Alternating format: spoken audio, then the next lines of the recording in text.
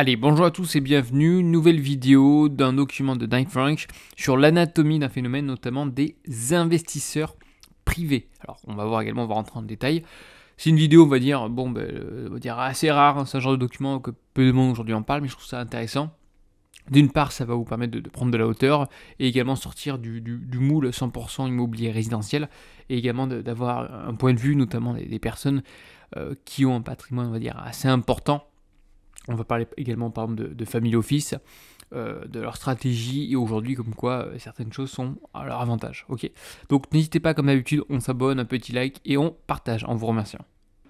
Une croissance à contre-courant. Donc aujourd'hui, en fait, les investisseurs privés représentent aux alentours de 20% des volumes investis en immobilier, donc d'entreprise. Évidemment, on va parler d'immobilier d'entreprise. Hein. C'est un petit peu l'objectif également de cette chaîne. On aborde le résidentiel, on a vu quand même pas mal de choses. Si vous voulez que je complète certaines notions, n'hésitez pas. Maintenant, on va entamer l'immobilier d'entreprise. D'une part, pourquoi? Parce qu'on va voir quand même que, premièrement, c'est méconnu par bon nombre aujourd'hui d'investisseurs, notamment privés. Et on va voir également qu'il y a de nombreux avantages. Donc je reprends, donc on est à peu près à 20% aujourd'hui en ce début d'année. Si on remet le contexte, on était en 2013 en 13%, 2022 7% et 2021 3%. Donc on peut voir qu'au cours du temps, les investisseurs, notamment privés, se dirigent en particulier sur de l'immobilier d'entreprise. Donc voilà pourquoi ça me semble une notion importante. Également, donc au niveau des investissements réalisés, notamment les investisseurs institutionnels, donc évidemment il y a une chute de 70% au T1 2024. Bon, quand je parle institutionnel, il y a de beaux nombres, hein, que ce soit les banques, les assurances, que ce soit les SCPI, les OPCI, que ce soit les fonds, les foncières, vous avez compris. En revanche, aujourd'hui, donc les investisseurs privés affichaient un recul donc 2 fois moins important. On va voir également par la suite pourquoi. Notre analyse de ce phénomène met en lumière premièrement de fortes capacités d'adaptation. Je rappelle aujourd'hui donc les structures notamment d'investisseurs privés sont beaucoup plus petites, donc beaucoup plus agiles aujourd'hui pour s'adapter face aux différentes situations de marché. Premièrement à travers donc le moindre recours au financement bancaire et l'utilisation opportune justement des différents dispositifs fiscaux. Bon, on en reviendra également par la suite. Donc en effet, certaines aujourd'hui on va voir donc Family Office par exemple pour arbitrer leur patrimoine lorsqu'on arrivait sur des prix qui étaient vraiment stratosphériques, juste après on va dire le Covid, hein, tout se vendait à n'importe quel prix, il était peut-être judicieux pour certains en ce moment-là d'arbitrer votre patrimoine, de garder également une petite poche de liquidité. Il y a certaines personnes évidemment qui l'ont fait et donc aujourd'hui ils vont pouvoir replacer leurs billes. Hein. C'est-à-dire qu'aujourd'hui, on a une offre qui est plus importante que la demande. On a des prix également qui ont chuté, il y a une inflation à prendre en compte. Voilà, donc aujourd'hui, ça peut être intéressant de se placer sur différents types de produits. Encore une fois, on va voir, hein, la plupart aujourd'hui des investisseurs cherchent aujourd'hui la qualité, compte tenu aujourd'hui du contexte géopolitique. Alors les prévisions de croissance, notamment du nombre d'individus avec un patrimoine net, je parle bien de net, dépassant 30 millions d'euros. Hein, donc c'est vraiment ceux qui ont un gros patrimoine, voilà, c'est pas vous et moi, on est bien d'accord, mais ça peut quand même vous donner aujourd'hui donc une certaine vision des choses. Aujourd'hui donc en Europe on n'est qu'à 2%. Hein.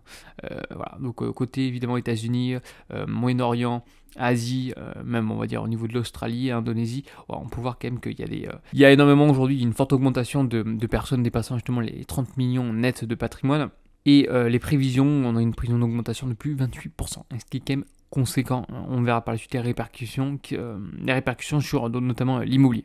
Le secteur donc immobilier reste très clairement donc identifié comme les grandes fortunes, hein, comme un investissement créateur d'une part de valeur et générateur de revenus. Alors pour moi aujourd'hui, hein, pour les investisseurs, on va dire un petit peu plus lambda comme vous et moi, on est plutôt sur une création de valeur. Générateur de revenus, il faut en avoir énormément, on est bien d'accord. Donc pour ceux qui ont un gros patrimoine, lorsqu'on va pouvoir se diversifier, taper dans des classes actives telles que les bureaux, par exemple les entrepôts logistiques, oui à ce moment-là c'est créateur aujourd'hui de revenus. Ainsi 20%, donc vous avez compris, c'était ceux qui ont plus de 30 millions aujourd'hui de patrimoine net, ont déclaré avoir réalisé un investissement immobilier au cours de l'année notamment 2023, que ça devrait rester stable en 2024. Donc pour donner également un ordre d'idée, ce sont près de 340 milliards de dollars, hein, qui furent aujourd'hui investis en immobilier d'entreprise, donc mondial, par des investisseurs privés en 2023. Également, voilà ce propos, pour vous rendre compte quand même les différences de patrimoine, la fortune combinée des 500 plus grosses fortunes de France représentait 45% du PIB l'an passé. 45% du PIB national en France. C'est juste, moi je trouve ça juste hallucinant. Bon voilà, petit graphique. Hein. Donc évidemment qu'aujourd'hui, les 4 premières du classement sont occupées par les familles issues du monde du luxe. Bon, je ne vais pas tous vous les citer évidemment. Donc on a quoi dans la famille Bernard Arnault? On a également donc avec LVMH, également Dior. On va avoir également Hermès. On va également avoir aujourd'hui Kering avec François Pinault. Voilà, donc il y a énormément de familles qui se sont enrichies via aujourd'hui donc le monde du luxe, hein, sans oublier Chanel, ainsi de suite. Donc ces familles via aujourd'hui le monde du luxe sont fortement appréciées. On est quasiment à plus de 48% par an. Faut pas oublier que la majorité aujourd'hui sont des entreprises donc cotées en bourse. On ne sait pas de quoi est fait demain. Donc évidemment hein, que cette fortune, entre guillemets, c'est à l'instant T. Également donc ce luxe bénéficiant d'une conjoncture florissante, surtout sur les 2 dernières années. On a aujourd'hui des performances en bourse qui étaient relativement exceptionnelles au cours de ces 2-3 dernières années. Au niveau du pic, donc on a eu en fait une grande partie due aux acquisitions notamment d'immeubles de prestige parisiens à mettre au compte de grands acteurs du luxe français. On l'a vu récemment, là il y a eu justement donc la société donc Kering de François Pinault qui a acheté un immeuble, alors je ne sais plus exactement le montant, mais je crois qu'on est aux alentours d'1 milliard d'euros en Italie. Donc je vous mettrai également, je crois que c'est à Milan, je vous mettrai également en insertion la petite news. Donc tout ça pour vous dire que voilà, donc aujourd'hui, il n'y a pas que les institutionnels qui sont actifs dans l'immobilier, il y a bon nombre aujourd'hui donc d'investisseurs privés. Alors là évidemment, hein, aujourd'hui, on va parler d'investisseurs avec une certaine avec un certain patrimoine, mais ceci étant, ça vous donne également les perspectives et les stratégies de chacun.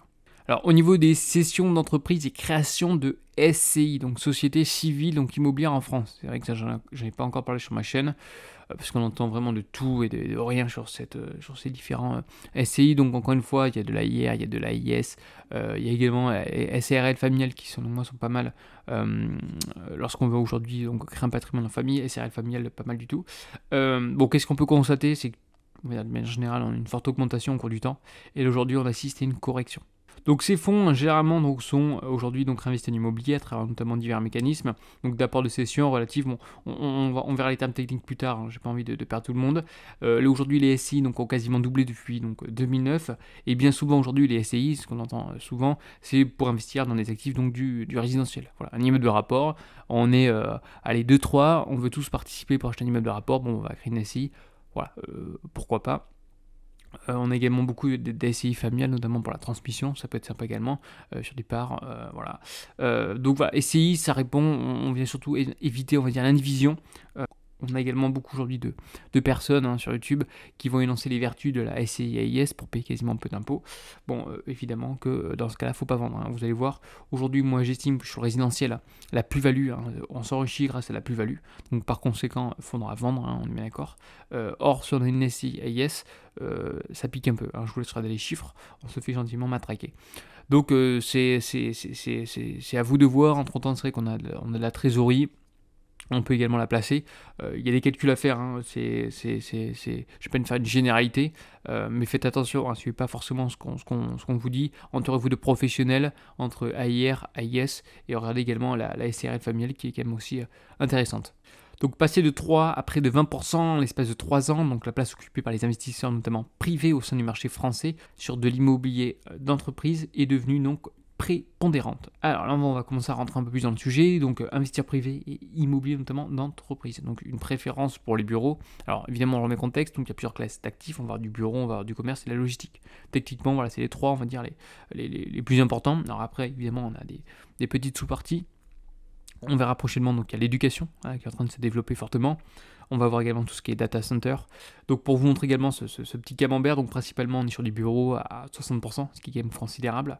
Les bureaux, pourquoi? Parce que c'est quand même relativement rentable hein, lorsqu'on fait aujourd'hui des bons investissements. C'est très rentable et ça offre une certaine sécurité. Bon, aujourd'hui évidemment avec l'essor du télétravail, il y a une petite correction qui s'opère. Ceci étant, des immeubles très bien placés trouveront toujours preneurs. On a également aujourd'hui des commerces qui sont en train aujourd'hui au T1 2024 d'augmenter gentiment. Et à prendre à côté donc industriel, également avec entrepôt logistique, pareil, encore une fois avec l'engouement de l'e-commerce qui est en train de se développer aussi. L'année 2023 fait figure d'exception avec 45% des volumes investis notamment dans des locaux commerciaux, hein, notamment au cœur du 8e arrondissement parisien. Donc aujourd'hui la classe d'actifs hein, de préférence aujourd'hui c'est moins les bureaux, hein, notamment vu la conjoncture, puis il faut regarder à droite à gauche, comme par exemple à New York, il y a je sais pas combien de mètres carrés aujourd'hui qui sont vacants. Par conséquent voilà, ils décident d'investir dans notre classe d'actifs qui est plutôt le commerce, notamment sur du prime. En termes de géographie, comme je vous l'ai dit, c'est important de se diversifier. Donc la région parisienne centralise quasiment les 2 tiers des prises de position des investisseurs privés. Évidemment, pourquoi? Parce qu'on est sur l'immobilier entreprise. Et aujourd'hui, donc Paris, excusez-moi, mais il y a quasiment tout à Paris. Donc évidemment, il y a quelques métropoles, encore une fois, ou agglos. Pourquoi pas, il y a quand même des choses à faire. Mais d'une manière générale, la plupart des sièges aujourd'hui se situent à Paris. Alors par exemple aujourd'hui, donc investisseurs privés et donc immobilier entreprise, on va voir aujourd'hui donc un groupe, le groupe Strauss, bon directeur général qui est Laurent Strauss. On va voir également leur stratégie. Alors juste vite fait avant qu'on en parle, on va voir vite fait leur site. Donc c'est une frontière plutôt sur du commerce en particulier. Si on va regarder le patrimoine en question, donc on est principalement donc retail park, centres commerciaux, locaux commerciaux, pédimeubles, pourquoi pas, et donc de l'immobilier entreprise. Voilà, donc on est vraiment sur, allez, hop, le nord de la France, Paris et donc le sud. Pour vous donner un ordre d'idée, c'est les critères aujourd'hui donc d'investissement, donc volume entre 1 à 100 millions d'euros. Voilà, donc on est quand même sur des montants assez importants, enfin, du moins comparé à un petit, aujourd'hui, donc un petit ménage français tout seul. On est donc sur la France entière, en particulier, il y a vraiment, vous avez vu, qui se dessine, c'était vraiment la diagonale, entre guillemets, qui est intéressante, même sur les entrepôts logistiques, il y a vraiment une diagonale qui se décide. C'est la diagonale de Paris, Lyon, voilà, Marseille. On est avec des rendements donc inférieurs à 2%, mais avec une possibilité d'upside, c'est-à-dire d'augmentation. Autrement, c'est 6,5 à peu près, hein, encore une fois. Les atouts, prise de décision rapide. En effet, c'est une petite foncière. Donc aujourd'hui, la décision, ça c'est vraiment un gros avantage. Contrairement aux grosses foncières ou aux grosses SCPI, par exemple. Possibilité également, donc sans condition de financement, donc sans condition suspensive. Donc ça, c'est un réel atout. Donc les investissements, c'est tout ce qui est centre aujourd'hui, donc commerce de centre-ville. Donc on va avoir des emplacements du numéro 1 et du numéro 1 bis, donc il n'y a pas mieux, on est bien d'accord. Agglo supérieur à 100 000 donc, habitants. Au niveau des commerces, donc pareil, leader, encore une fois, donc on cherche vraiment de la qualité. Et on est sur différents types de diversification donc de la logistique aujourd'hui, hein, qui est selon moi très porteur, hein, sur du long terme. On a également l'hôtellerie aujourd'hui qui est en train de se redévelopper, peut-être en raison de différentes lois qui sont parues sur le Airbnb. On a également tout ce qui est résidence de service, donc senior étudiant. On a également de la santé, on va en parler prochainement. Étudiant aussi, on va en parler. Et on est sur des exploitations nationales et sur des baux donc fermes. Donc c'est-à-dire que bon, j'en parlerai plus tard. Donc supérieur à 9 ans. Et puis après une partie donc promotion valo. Bon voilà, pour vous montrer aujourd'hui donc les différentes stratégies. Donc ça peut être intéressant pour un petit investisseur de comprendre à peu près les critères aujourd'hui d'investissement, hein, de sortir du fameux schéma cash flow. Regardez aujourd'hui les professionnels comment ils bossent, quoi. Voilà. Avant de regarder de certains formateurs, alors ils sont pas tous comme ça, mais regardez comment les vrais professionnels aujourd'hui bossent. Allez, on revient sur notre document. Donc, la conjoncture actuelle du marché immobilier vous permet-il aujourd'hui d'étudier des opportunités d'investissement, hein, évidemment. Donc, la réponse est oui. Pourquoi? Parce qu'aujourd'hui, donc, premièrement, on est dans un marché où l'offre excède la demande, offrant ainsi aujourd'hui donc des acteurs comme nous dotés de liquidité. Voilà. C'est-à-dire que déjà le secret, le mot, hein, c'est liquidité. On va pouvoir justement agir rapidement. Également, la capacité d'agir rapidement et de manière flexible. En effet, comme je mentionnais, c'est petit, c'est quand même une foncière qui est assez conséquente, mais contrairement à de grands groupes, à de grosses foncières, comme je mentionnais, de grosses SCPI, on va pouvoir prendre une décision rapidement. La possibilité de nous positionner sur des actifs sur lesquels nous n'aurions pas pu nous positionner il y a quelques années. Ah oui. Comme qu'aujourd'hui, le marché, encore, il y a quand même des fenêtres de tir qui sont intéressantes. Ce que je veux dire par là, c'est qu'encore une fois, arrêtez de penser macro, microéconomie, c'est bien beau, voilà. Moi aussi, j'aime bien regarder, mais pensez surtout votre actif, ok, votre bien immobilier, c'est le plus important. Donc vous avez aujourd'hui récemment acquis donc un centre commercial, blablabla. Quels ont été justement vos critères pour la prise de décision? Voilà. Ça, c'est des choses importantes à connaître, vous voyez. Ça, c'est des choses qui vont vous servir. Donc en tant qu'investisseur, donc value add, on l'a vu également, qu'est-ce que c'était. Donc c'est-à-dire, je reprends vite fait sur un petit schéma. Donc il y a différents types aujourd'hui de stratégies. On a du core plus, value add et opportuniste. Value add, ça veut dire on va faire quelques petits travaux, hein, mais dans l'absolu, pas non plus énormément, mais on va en faire quelques-uns. Voilà, je schématise au maximum pour dégager potentiellement derrière une rentabilité. On va plutôt chercher à vendre. La stratégie plutôt core plus, on est sur une stratégie plutôt de rendement. Et value opportuniste vraiment on prend tout à zéro. On va chercher également une rentabilité via aujourd'hui donc la potentielle vente par la suite. Ok. Donc voilà, ils sont également opportunistes. Voilà, c'est ça. Donc on est sur des prises de risque qui sont assez importantes, mais par contre un TRI qui est relativement également important. Un TRI, un taux de rendement interne. Ok. donc avec des rentabilités attractives ou ayant un fort potentiel de création de valeur. Value add, ça apparaît également aujourd'hui, donc il n'y a pas de locataire, il faut trouver des locataires, par exemple. Donc la qualité sous-jacente aujourd'hui donc de l'immobilier reste notre principale préoccupation. Voilà, ce que je vous redis encore une fois à chaque fois. S'il vous plaît, arrêtez de penser forcément macro, micro. C'est très compliqué aujourd'hui d'anticiper. Concentrez-vous sur aujourd'hui donc la qualité de votre bien. Voilà, la valeur intrinsèque. Nous devons également forger notre conviction en évaluant d'une part la localisation de l'actif. Ça c'est extrêmement important, je vous répète comme d'habitude à chaque fois. Concentrez-vous sur la localisation. La dynamique économique régionale, évidemment, il faut toujours un centre d'intérêt par rapport où vous achetez. La solidité des locataires, donc ça c'est surtout sur l'immobilier d'entreprise où justement les baux vont être très importants. On va parler ça de data room où on va vraiment analyser aujourd'hui donc les baux pour déterminer si aujourd'hui les locataires vont bientôt partir. Est-ce que c'est des baux fermes, oui, non, combien c'est indexé, c'est quel type aujourd'hui enfin il y a plein de clauses à prendre en compte. Je ne vais pas vous expliquer parce que c'est un peu complexe, mais voilà. Donc aujourd'hui sur du résidentiel, je peux dire qu'on s'en fout, mais c'est bien de regarder aujourd'hui, mais c'est pas le plus important. Surtout sur l'immobilier d'entreprise où la solidité des locataires est assez importante. Également donc la pérennité et l'actif et son évolution. Donc comme ils expliquent au préalable en amont, donc il y a seulement 2 ans, des actifs commercialisés, on avait des taux qui étaient entre des rendements, encore une fois on parle de rendement, pas de rentabilité, entre 5 à 6%, mais aujourd'hui ils offrent des rendements donc plus importants. Alors quelle est la vision du groupe quant à l'évolution aujourd'hui du marché immobilier? Donc ils anticipent encore une fois que le marché de l'investissement va continuer à s'offrir avec des faibles volumes investis jusqu'à la fin de l'année 2024. Donc jusqu'à la fin de l'année 2024, on va avoir encore une baisse de volume. Donc potentiellement également, c'est ce qui suit par la suite, une baisse de prix. Alors grande ou petite, ça dépend du marché, et encore une fois, je n'ai pas de boule de cristal. Ceci étant, aujourd'hui, donc cette situation devrait offrir à des investisseurs comme nous, entre guillemets, comme le groupe Strauss, de belles opportunités d'acquérir des actifs de qualité à des prix décotés par rapport à la dernière décennie. Alors, encore une fois, c'est le même principe pour des particuliers. Bon, on ne va pas être sur l'actif, donc notamment de l'immobilier d'entreprise, mais sur de l'habitation. Si vous voulez vous lancer également dans du commerce, pourquoi pas. Il y a quand même, je vous dis, il y a toujours de belles opportunités. Peu importe le marché, il y aura toujours de belles opportunités. Ce qui est très important, c'est développer son réseau et se concentrer sur l'actif et avoir des notions, encore une fois. En ce qui concerne aujourd'hui donc l'évolution des taux de financement, nous estimons qu'ils devraient donc diminuer dans les 2-3 prochaines années. À mon avis, ce sera donc après les présidentielles que je pense que ça va être vraiment de repartir. On verra ça également au cours du temps. Donc au cours du T1 2024, donc les acquisitions de bureaux parisiens, donc par des investisseurs privés, représentent plus du quart de l'ensemble des volumes investis en France, ce qui est quand même considérable. Donc pour vous montrer donc bureaux, notamment pour les investisseurs privés, donc dans une logique notamment donc patrimoniale aujourd'hui, ce couple donc création de valeur risque, ça c'est des choses aussi importantes que vous devez garder en tête, proposé notamment par des immeubles de bureaux au sein de quartiers donc établis dans la capitale, avec pas moins de 1,9 milliard d'euros investis donc en bureaux au cours des 5 dernières années.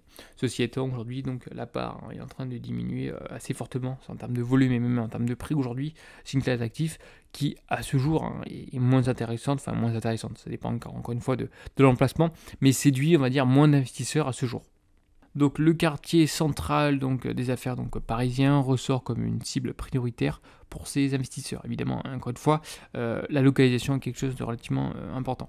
Quelles sont les recherches les plus actives de la part de cette typologie notamment d'investisseurs ? Donc on va voir qu'aujourd'hui, notamment les investisseurs privés, de plus en plus donc compétitifs, notamment sur l'immobilier donc d'entreprise. Alors j'anticipe également la question, c'est que j'ai oublié, on me la pose également. Pourquoi ils ne vont pas sur de l'immobilier résidentiel ? D'une part parce que, c'est compliqué à gérer, c'est hyper chronophage honnêtement. Deuxièmement, les rendements sont moins attractifs.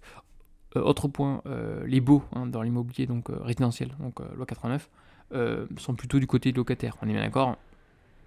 Et deuxièmement, vu aujourd'hui donc les capitaux qu'ils ont aujourd'hui à investir, c'est plus judicieux de le placer, de se diversifier notamment sur de l'immobilier d'entreprise. On va voir avec des baux, on est quand même sur des rendements et sur des rentabilités quand même plus importantes que du résidentiel. Ceci étant, il y a toujours de bons coups à faire du résidentiel et en tant que ménage, entre guillemets, petit particulier, investissez d'abord dans votre résidence principale. Après, pourquoi pas, vous pouvez faire des club deals, on appelle ça. Ce sont plusieurs investisseurs qui mettent tous un certain montant afin de s'attaquer à des immeubles un peu plus gros. Voilà.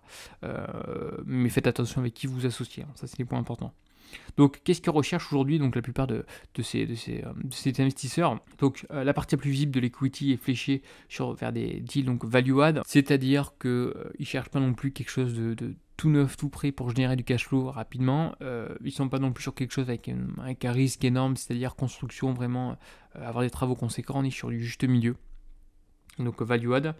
Souvent, donc, dans le cadre d'un réemploi de cash ou d'un pacte du trail, bon, on en reviendra, putain, parce que le problème, c'est qu'à chaque fois que sont complexes, si je vais expliquer, on en parlera plus tard s'il y en a qui ont des questions, ok. Donc, les investisseurs ayant donc une stratégie de détention plutôt long terme sont assez aujourd'hui présents. Selon moi, ça reste aujourd'hui la meilleure solution, même si on peut faire également du marchand de biens, pourquoi pas, mais encore une fois, ça a des stratégies différentes et ça dépend également du profil.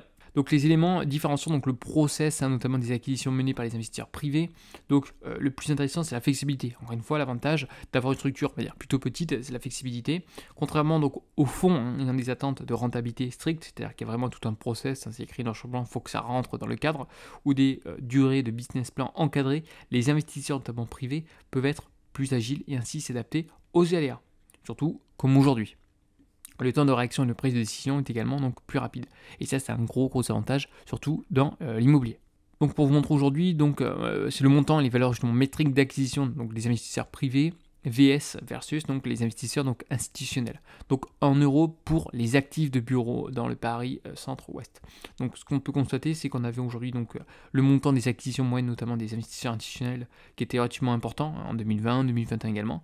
Et là aujourd'hui, on peut constater qu'au cours du temps, la part des investisseurs privés s'est développée fortement. Donc là, on se rend compte que le gap, il y a toujours un petit delta évidemment, mais qu'en quasiment 3 ans, regardez ce gap, cette différence. Donc on a vraiment des investisseurs, notamment privés, qui sont en train aujourd'hui de fortement se développer via des foncières, des petites foncières, même ça reste des fois familiales, où on fait rentrer quand même quelques personnes avec des montants assez importants, et on a quand même pas mal d'avantages, comme je mentionnais, la flexibilité, notamment des investissements, et également sur le choix des décisions, on est beaucoup moins, on va dire, cadré, millimétré, comme certaines grosses foncières institutionnelles. La diversification stratégique d'investissement observée également parmi les investisseurs privés. Alors on va voir tout ça, ça va nous servir par la suite. On en reparlera, essayer juste de tisser les petites connexions pour qu'on gagne également du temps lorsqu'on va aborder certains sujets.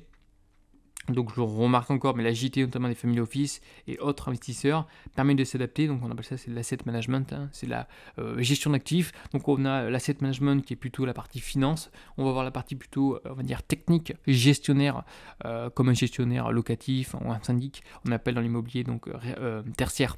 On appelle ça un PM, donc un property management. On va également avoir du FM, du Facility Management. Bon voilà, les grands acteurs en général de l'immobilier d'entreprise qu'on entend souvent, et tout ce qui est pour la location, on appelle ça un broker. Donc de l'asset management sur de l'immobilier donc résidentiel, tâches pouvant se révéler très chronophages pour certains, notamment investisseurs institutionnels. Donc c'est très rare aujourd'hui d'avoir beaucoup notamment d'immobilier donc résidentiel, très chronophage. Comme je le mentionnais, des rendements, c'est pas foufou, rentabilité non plus, notamment aujourd'hui sur des immeubles plein centre. On ne peut pas augmenter le loyer, très compliqué aujourd'hui par la suite pour arbitrer, il faut des permis dans tous les sens, faut respecter l'architecture, donc on a des montants qui sont relativement importants, des charges également. Voilà, c'est pas la meilleure entre guillemets classe active aujourd'hui, je trouve, du moins, c'est bien de se diversifier, mais je ne mettrai pas tous mes billes aujourd'hui comme on entend certains sur de l'immobilier résidentiel. Donc généralement, acquisition de logements en bloc, évidemment c'est plus rapide, ça coûte moins cher, parce qu'à chaque fois si on doit passer par le notaire, ça serait l'enfer. La quasi-totalité aujourd'hui donc est supérieure à 10 millions d'euros en 2023. Concernant le marché notamment de l'hôtellerie, donc on verra étape par étape à chaque classe d'actifs, ne vous inquiétez pas. Des structures familiales s'étant spécialisées dans le secteur, ils déploient justement leurs capitaux depuis plusieurs années. Encore une fois, c'est une classe d'actifs assez particulière, il faut quand même connaître vraiment cette classe d'actifs. Motivée par la vitalité aujourd'hui du secteur du tourisme, en France, ainsi que l'excellence et la renommée mondiale de certains nombres d'établissements hôteliers. Puis on va voir également aujourd'hui, donc vous avez vu aujourd'hui les Airbnb, ça se fait un peu secouer gentiment, donc je pense qu'également il y a quelques cartes à jouer.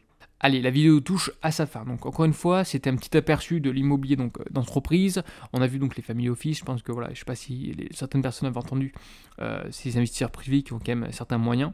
On verra ça également au cours du temps. On va aborder justement les différentes classes actives de l'immobilier d'entreprise, qui, je pense, vous serviront par la suite. On verra de toute façon, comme vous pouvez pu constater, bon nombre aujourd'hui de particuliers entre guillemets se dérivent de l'immobilier d'entreprise tertiaire. Deuxièmement, pour ceux qui veulent investir dans l'immobilier d'entreprise, il y a différentes façons. Vous pouvez investir via des foncières, on en parlera également ça par la suite sur cette chaîne. On a également aujourd'hui donc tout ce qui est SCPI. Alors c'est bien beau d'investir là-dedans, mais c'est bien quand même de comprendre les fondamentaux. Allez, sur ce, donc n'hésitez pas à liker, à vous abonner, petit commentaire, et on se dit à une prochaine vidéo. Allez, bye bye.